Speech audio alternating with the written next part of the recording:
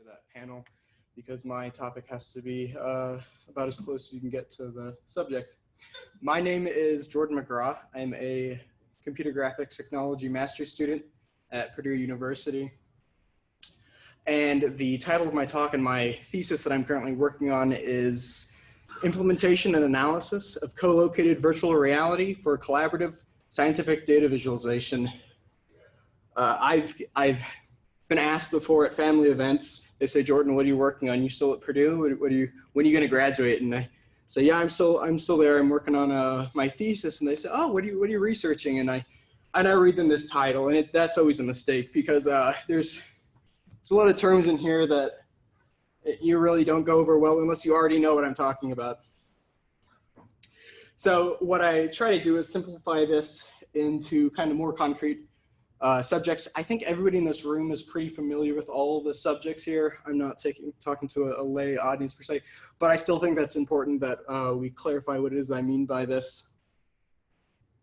So I think what this gets down to is that I'm talking about forming shared experiences using meaningful information.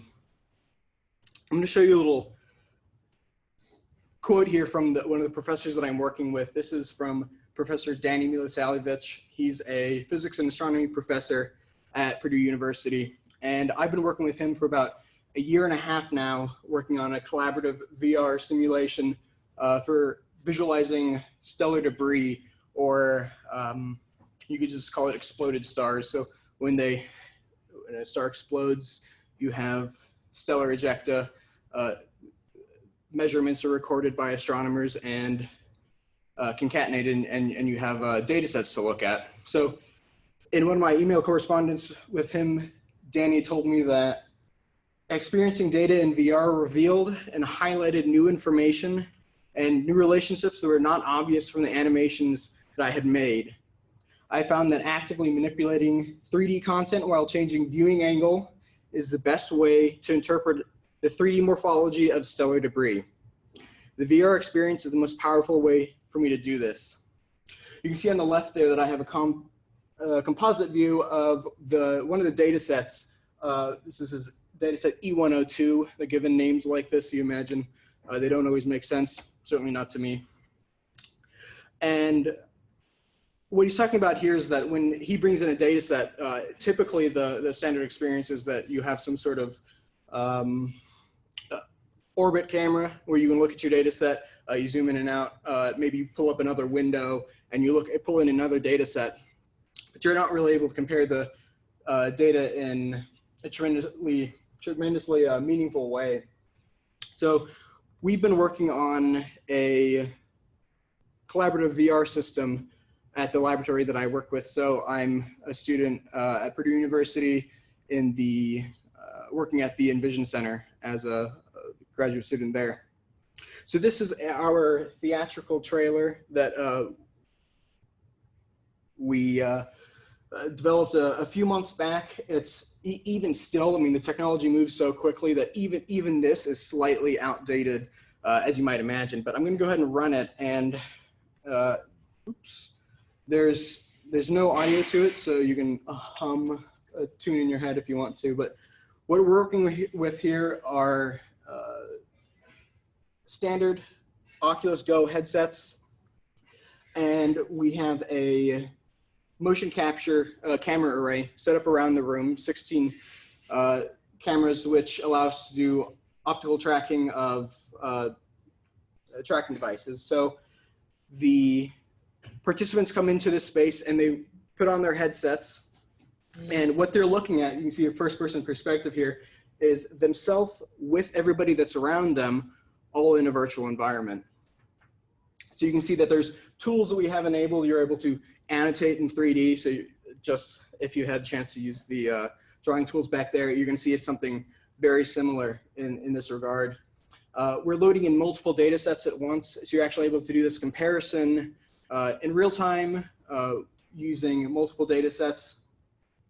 And we don't demonstrate it here, but you can also form different representations of the data. So sometimes it's important, depending on what your goal is, you actually want to have a representation that might be more effectively produced with point cloud representation, or you might want to generate some sort of isosurface and look at the morphology of the structure more generally. So the motivation behind this thesis and this project is that we're seeing emergence of virtual reality technology that just keeps and getting better. And with that, the cost-effective nature of the devices is getting better too. So we're able to create cost-effective solutions here. The main goal of this project, again, is collaboration. Typically, when you're placing an individual into virtual reality, they put on their headset, and at best, what you're going to get is a mirrored display onto your monitor. We've given a lot of tours at the Envision Center, sometimes to very small children who are very eager to get their turn to try on the headsets. And you know, it's exciting to watch that, but it's really not the same. You're looking at a 2D monitor screen is just not the same as looking at your data set in VR, and for good reasons, because it's just different technology. Our goal here then is to accomplish visualization of complex data sets. Again, in our case, we're looking at stellar debris represented in point cloud or isosurface models. On top of that, we really want to be able to have collaboration in the data set. You saw Danny's quote regarding how this for him was a very powerful method of exploring his data. He'd been working with this data set, he said, for about 10 years now. And when he finally put on a VR headset, he was actually looking at the data set this way. He was making all sorts of new connections. And that's exciting for me as the developer, because you actually see that your project has merit. And it's one thing to see your data set presented in VR. It's another thing if that's actually useful, right? So, and then on top of that, also, we want to be able to manipulate the data set. Anything that we bring in, manipulation is going to be huge, because you don't want to be able to, you don't want to have a data set that's just sitting there static. You want to be able to bring in new data sets. You want to compare them. You want to be able to make annotations for your fellow collaborators. And lastly, you want to have some sort of file input output. The data sets that we're reading are simple as XYZ coordinate files loaded into a text file. So input output systems, when you have done your manipulation of the data set, maybe you've represented it again in this isosurface, you might want to output the geometry into a .ply file, for example. And we'll see that in a little bit here, what I'm talking about there.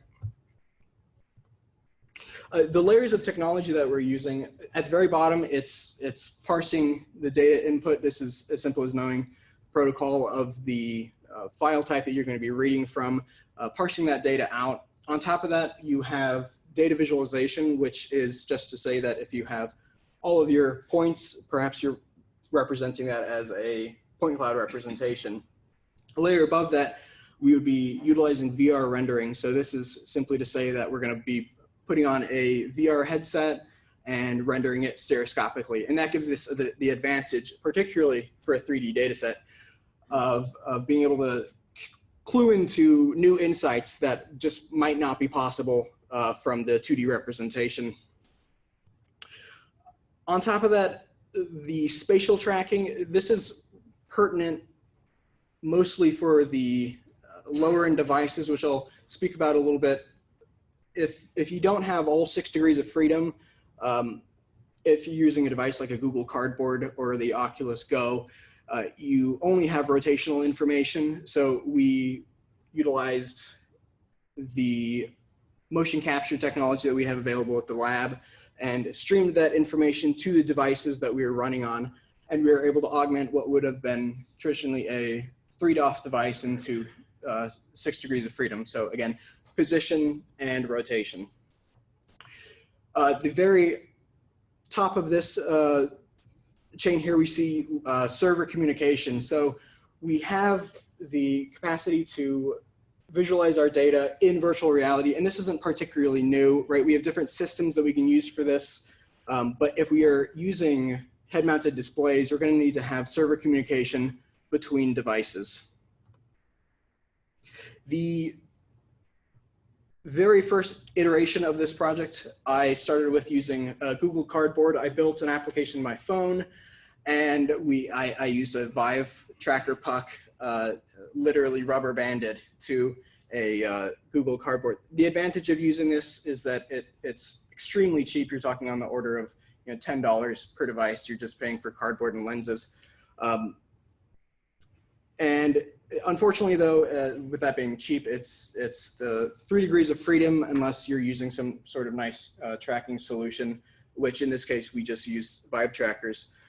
The next iteration of this moved on to use the Optitrak motion capture suite and using Motive as a streaming platform to send this information to a set of Oculus Go's. So we have a set of these devices that we'd be able to build out to. And another advantage of using this device in particular is that you actually have a pointer. It's not completely spatially tracked, but it is certainly better than having to squeeze the side of a piece of cardboard. And currently, the iteration that we're using now, you didn't see this in the theatrical demo that I previewed, but we're building to the Oculus Quest, and the transition between the Oculus Go and the Oculus Quest has been a very smooth transition, as you might imagine.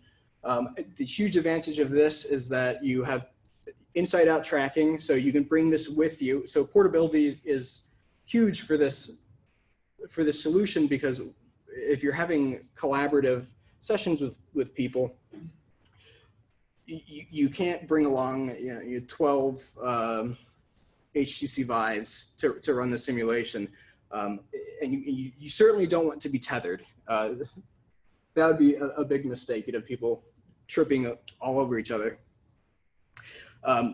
The only downside to using the Oculus Quest, of course, is that you are slightly limited by the capabilities of the device. It's not quite up there like with the HTC Vive, but there is the capacity to stream to the device, which is one of the newer technologies that's been made available. But again, this is a consumer device, so you go out to Best Buy and just buy a few of these. Within the collaborative simulation that we have running, there of course is the virtual environment. We have somewhat of a, not a holodeck, but a holodeck sort of thing set up. And we're loading in multiple data sets. So we've had visiting faculty come from different universities, all in collaboration with Professor Milisavljevic, who all have a data set of interest that they're looking at. So they'd send me this data set, I'd bring it in. We kind of curate the data set a little bit, and we're able to present this to them. And meanwhile, we are able to place our headsets on as well and walk through the data, and we can have a conversation about what it is that we're looking at in real time. So to get this all working, you need to have that synchronous network enabled. You need to be able to pass information between devices so that your simulation is kept up to date with everybody else's. So if you bring in a new data set, you want to be able to make sure that everybody else is seeing that same data set presented in their own application. Speaking about manipulation, so you want to be able to pick up a data set and move it around. We have on the Oculus Quest the 2 controllers which we're able to utilize, and you can actually, just as if the data set were floating in front of you, you can pick it up and rotate it, move it to another corner, position it in such a way that it illustrates information between the data sets. And if you see anything interesting, of course, you can then use an annotation tool and draw out like we saw in the trailer. We want to avoid people bumping into each other. Again, this is all in physical space. So when we talk about a co-located environment, we're talking about, as opposed to the sort of experience you'd have if you're Skyping with someone where they're in another building and you're in one building and you're trying to come together. We're kind of reversing this and looking and say, well, we're in the same space and we want to look at a data set together. So we have a one-to-one unison between the physical space and the virtual space here. Again, I mentioned the data input. We're just able to receive data as we're using XYZ coordinate files. However you parse that out and choose to represent it is, of course, your own prerogative. And we have the capacity to export the information as well. So you don't want your data set to just come into a pipeline and die right there. You know, it's better that it can come in, you can make manipulations to it, and then you can send it out again.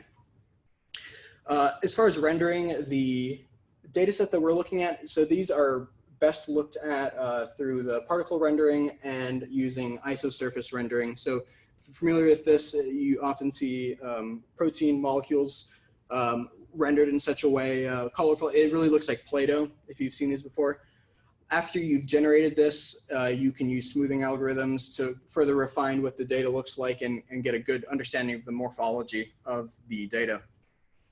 One other thing that's really nice about building for the Quest and the Go has been that it's just like building for a phone. So it's really like you're doing mobile development in a VR setting. So you're building out a .apk file, and then you can distribute this to friends and colleagues. As you might imagine, there's a lot of optimizations that have to occur when you are building for a mobile, you're effectively building for a mobile device. And you have to be cognizant of how you're allocating your resources. So if you're using, if you have particle systems, you want to make sure that these are instanced. You're not taking, you're not needlessly moving information that you don't need to.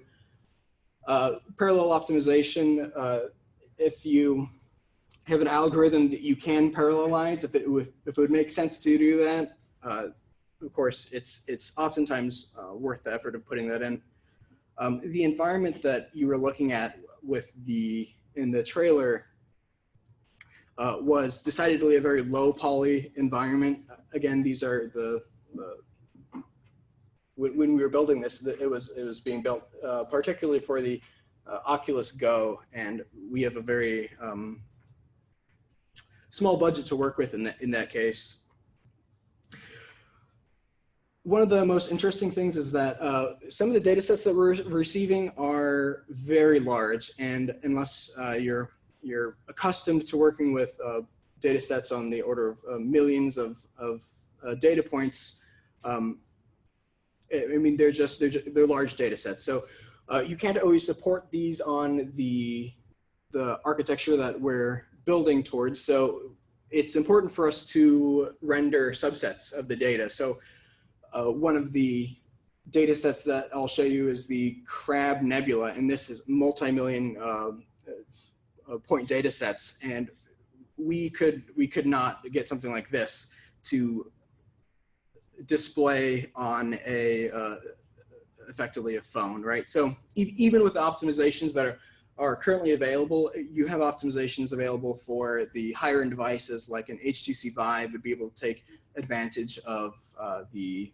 optimizations that would permit for this, but when you're building for a collaborative system, you're using devices which need to be portable, and for that reason, you're going to need to scale down your representations. In our scenarios, so we're rendering subsets of the data, so I believe it's one of the data sets we're only rendering 3% of all the data. It's not so bad to it's not too disadvantageous, because at a certain point you get the morphology of the shape and it makes sense, but you do actually lose out on some of that.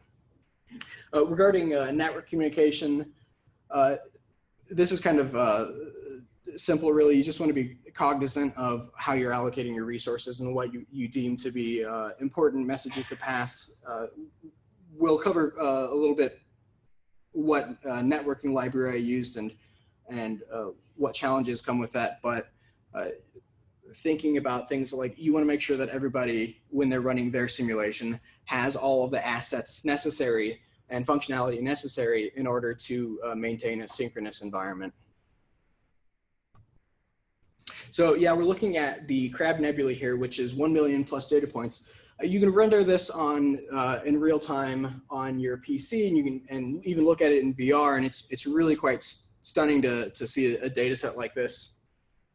But we are unable to bring this sort of fidelity to the lower end devices that we would be targeting in order to provide a collaborative virtual environment. So this is what I was talking about with the isosurface views. It's important to realize that depending on what your goal is, you're going to have different, you're going to want to look at your data in different ways. So again, the point cloud representation has its benefits, and looking at it with a surface model has its benefits. We can see here an animation spinning around in the virtual environment that you saw in the trailer. This is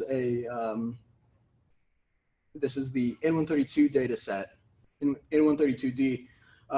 If you can actually see this, you'll notice that the data set is actually kind of sparse. The way that it's sampled, you can see this layering effect. So this, for example, would be a good avenue for a data set which is kind of sparse. You may use a surface representation that will produce the right shape and form. And I use the Catmull-Clark smoothing algorithm. This is used in Autodesk Maya, if you're familiar with that industry sort of software. And even though this produces a somewhat low resolution representation of the isosurface, you can still go in and continue to smooth it down. So the advantage of having all these data sets together is the advantage of the direct comparison. So you can actually have all these data sets in the same environment together. So you and your collaborators can walk from one data set to another, pick them up, move them, sketch on them. So you see some kind of structure that you see. And at that moment, you can bring your collaborator in with you to start doing a little bit of brainstorming. So you see on the left in the green, N132D, the Cassiopeia A main shell with the iron knots in the blue, and on the right, the Crab Nebula. You notice that this kind of just looks like a smattering of points. So definitely a lot nicer to have this sort of representation, but direct comparison is certainly advantageous. The input-output pipeline, again, when we're reading in this data, it's just a matter of reading XYZ coordinate data and taking that in as a text file, parsing that, and then doing your manipulations or your surface rendering with that, and then having an output for that as well. And so you can see that we've taken this into Mesh Lab as a PLY file, and you can then continue the life cycle of the data set. The most important thing here, of course, is the collaboration. So we're wanting to avoid the isolated experience that oftentimes comes with using virtual reality. We would like to see content facilitation produced by an instructor, and then collaboration, didactic collaboration between students who can all, just among their peers, view data sets, manipulate them, and have conversations about what it is that they're looking at.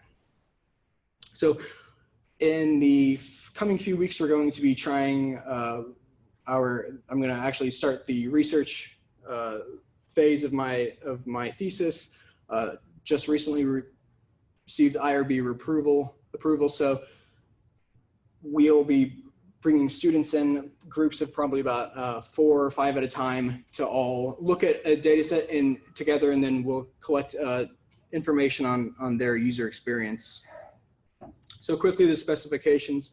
Made in the Unity 3D game engine. You could swap this out for any other engine, really. I use the Lidgren networking library, which is a UDP messaging library, using Martian Cube's algorithm to build those isosurface, and Catmull-Clark to further retopologize that. And we're building on the Oculus Quest now. We were building before on the Oculus Go, and again, that had its benefits, but the advantage of using the Oculus Quest is that you just take it anywhere. I mean, you don't have to, we can't bring the Optitrak system with us to a conference or anything, but you can certainly bring the Oculus Quest.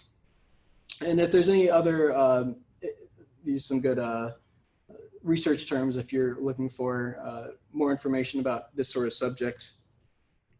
So again, we're talking about shared experiences. This is co-located virtual reality, meaning that we're all in the same space together. And we're looking to see how we can utilize virtual reality to augment our social interaction. Yeah, okay, so if we have any questions, I'd be willing to answer them. We're starting to run along a little bit low on time, but if there's any questions, good. Do a couple of quick questions, then we'll get going again. Very good, informative presentation. Thank you. I have a question, like, so you were doing the smoothing in order to help between transferring the point cloud to isosurface or mesh, right? Yeah, oh, the smoothing algorithm? Smoothing algorithm. Yeah, when we generate a surface, it is a somewhat low resolution, you could say a faceted result. And Is it a point cloud? no, it's the Martian Cubes algorithm generates a mesh surface.